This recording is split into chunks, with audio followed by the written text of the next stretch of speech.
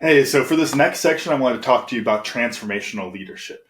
There's 5 key steps to the transformational leadership process that you can implement in your business to help to take that underperforming team, help to transform them into this high performing team that has ownership over their problems and helps you to go reach that company vision that you set for the team.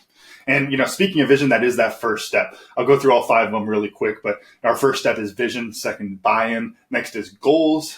Goals are always very important to keep your team aligned.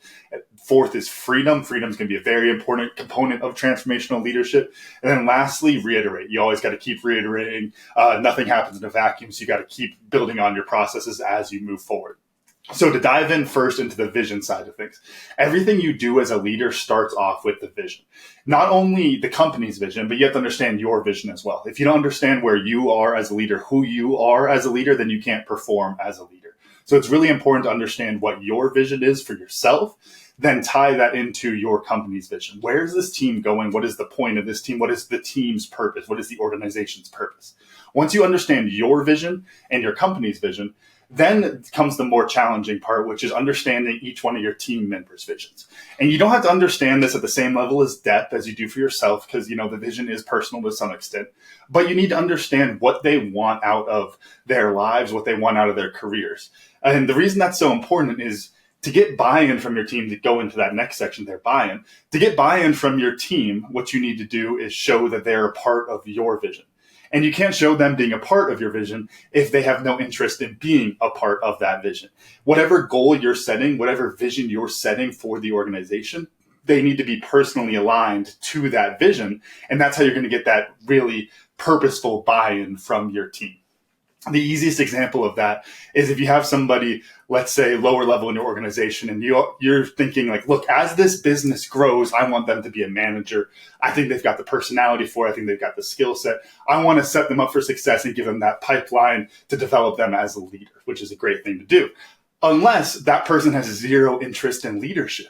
Maybe they don't have an interest in staying with the company for that long. That's okay. You need those kind of people too. But you have to understand what it is that they want out of their time with you and with the organization. The reason that this can be such a scary thing as a leader is because you're going to give them the keys to this vision. And what I mean by that is you, as the leader, need to sit down with them, explain vision, explain your vision, explain the company's vision, and then task them with, hey, take the weekend, go think about what it is that you want. And you need to be prepared as a leader that they might come back and they might not want the same things. My favorite joke for this is the idea of you're working in a manufacturing company. You're like, what? I really want you to be the manager. Here, take the weekend, think about the vision, think about what we're talking about for this company. Do you want that? And they come back and they're like, you know what, boss? I want to be a veterinarian. Actually, I've always wanted to work with animals, and I just got into manufacturing because it was the job that I got right out of college or right out of high school, whatever it is. Well, then you're going to lose that team member. That's all right, because that's what their purpose is. You got to respect that along the way. And that gets into the team building aspect. As you're selecting team members, when you understand your vision and the organization's vision, then you can select for team members who buy into that vision. When you start talking about your company's vision during the onboarding process, which is another lesson there, but during that process, you're going to talk about it and they're going to see themselves inside of that vision. And if they don't, they fail that test and they're probably not a good fit for the organization. And so it all comes down to understanding your vision, the company's vision, and then what each team member's vision is and how those all align together. That is the first step to transformational leadership. And the reason it's so important is because we're going through a long process. When you talk about transformational leadership, we're talking about transforming an entire organization. That's going to take a long time. If you don't have a vision that you believe in, if your team doesn't have a vision that they believe in, then they're going to lose heart along the way. And so it's really important to have that vision that everyone believes in, that everyone is aligned to, and that they see themselves in, so that they can have that buy-in to stick with it through the entire transformation, rather than you talk about this big vision, they get excited, and then 6 months in, they're like, never mind. I don't want to be a part of that because it didn't happen fast enough for them. When you get their buy-in from their vision, they're going to be bought in for that long run. Talking about buy-in, that's the next step for building that transformational team, that transformational leadership style, and taking that to your team to transform the organization. So when it comes to getting buy-in, there's a few different components that are really important, four really key components, really, when it gets down to it for the transformational side of things. The first of which is the individual consideration. And what that means is just treating your team as a bunch of individuals. They're all connected to the team. Everything the individual does goes back to the team, but you can't neglect the individual and just look at the team as a whole. A lot of leaders fall into that trap where like, well, it's all about us, us, us. Well, me as the employee, yes, it's about us. I want to be a part of the team, and feeling bought in is all good. And that's part of Maslow's hierarchy of needs and all that kind of stuff. But I want to know about me. I want to know what you think of my performance. And it's really important to give that individual consideration of look what you're doing, look what each team member is doing, and how that contributes to the team, how that contributes to us moving towards our vision.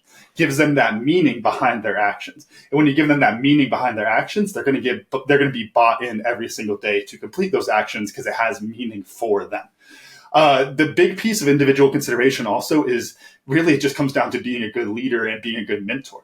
Showing them that you are there for them, showing them that you care about what they think, what their concerns are. If they don't like a plan, you're going to sit and you're going to listen. Why don't they like that plan? How can we adjust the plan in order to fit in their ideas there so that we can move forward better as a team? If you cut off all those ideas, you're not going to foster a transformational relationship inside of your business because you're not getting that dissenting opinion. You're not opening them up for their own ideas. Giving them ownership over the problem, ownership to come up with their own ideas is really going to be the key to the process here. Because when you start talking about the individual, it's all about getting the individual to perform inside of the team. Getting their buy-in is really key component to that. And one of those aspects, of course, is taking those ideas from them. And then also, of course, to be real with it, as a leader, those ideas are a lot of the time going to be ones that you haven't thought of because they have a different perspective, because they're from a different part of your team. They have a different set of skills. And so that individual component of the team, how the individual relates to the team, is a really key aspect of transformational leadership.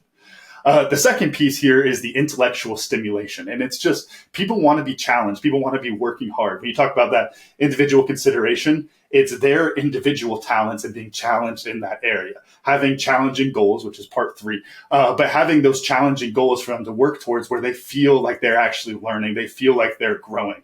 And if they feel like they're growing and that growth is coming from a meaningful contribution to the team, then they're going to be bought in. The third piece there is the inspirational motivation. And this is just you being inspiring as a leader. When you talk about that vision, are you talking about it in a way that's boring or in a way that's going to get them excited to come into work on a Monday morning when they don't want to be there necessarily? It's all about what can you do as a leader to help to inspire them, to keep them motivated, keep them moving forward.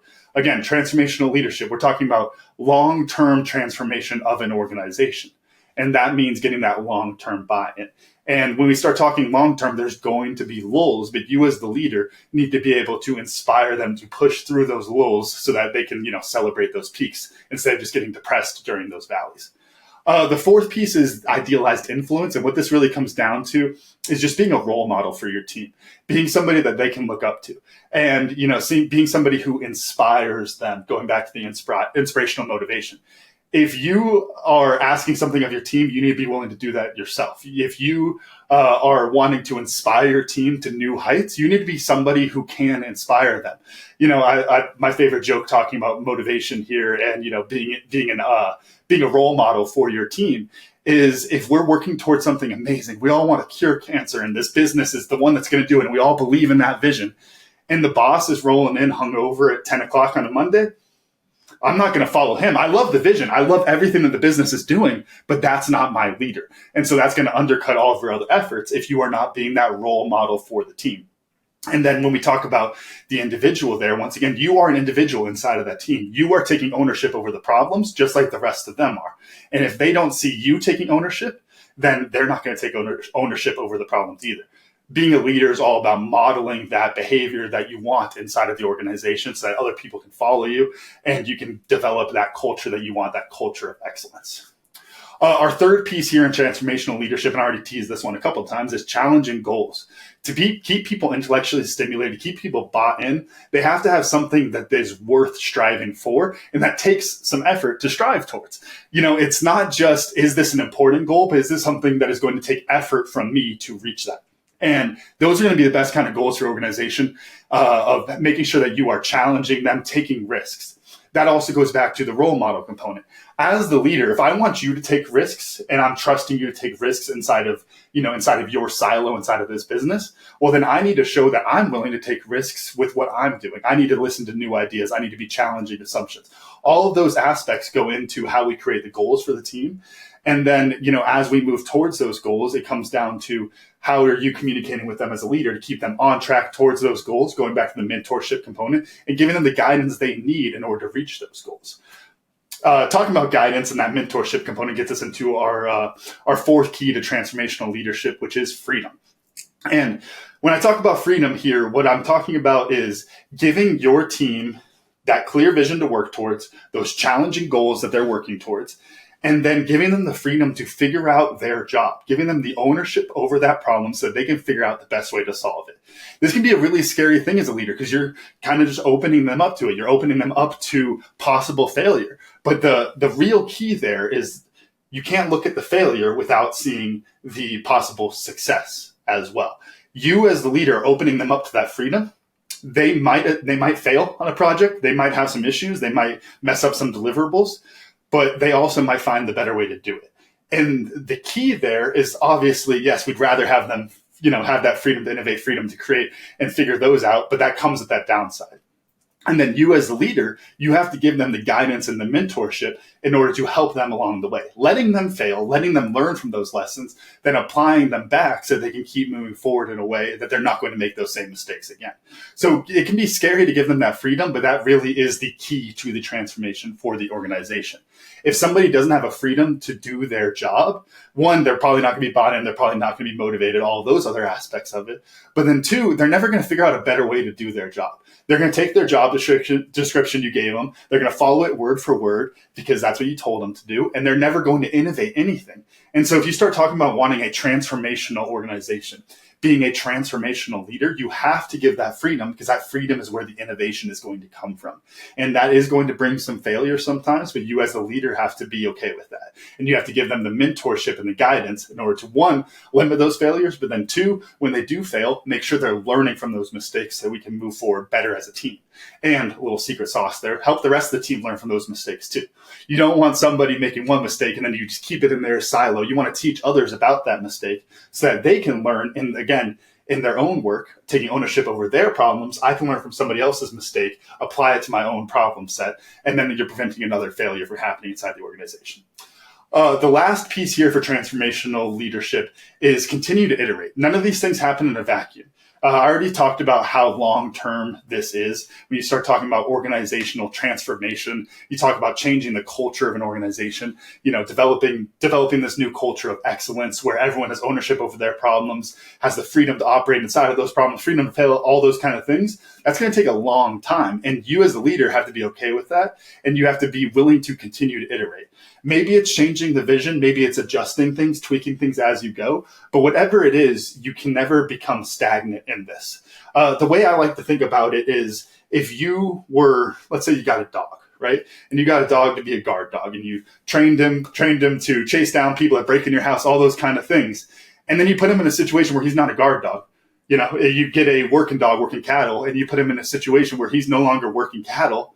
He's going to find something to do with that energy. And that's the problem you're going to have if you don't continue to iterate. You build this culture. You get these team members who understand their own personal vision, have the freedom to go do all these different things. If you don't give them that freedom continually, they're going to find somewhere else where they can.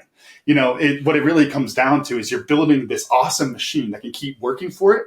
And what some leaders do is the team starts to get cooking a little bit and they reach the point where the leader thought was good enough and they shut things down.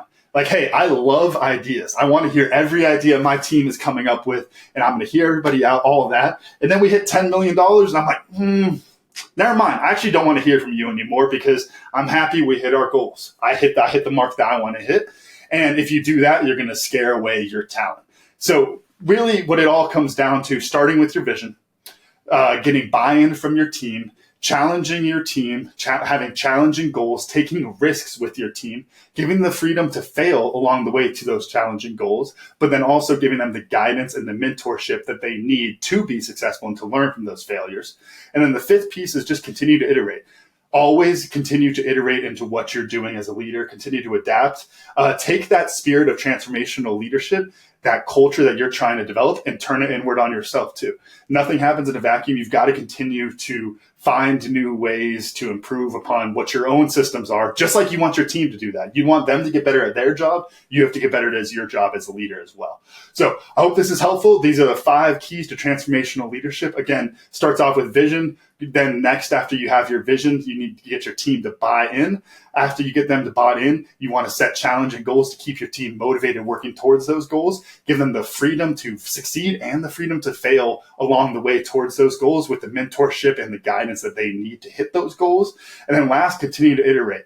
Don't just do this once. Don't make this like a business plan where you wrote it out and it's all perfect and then you put it up on the shelf and you never touch it. This is something that is going to be a continual process for the life of your business. And so you need to be ready for that as a leader. And if you learned something in this video, if you have more questions about transformational leadership, drop them in the comments below in this video.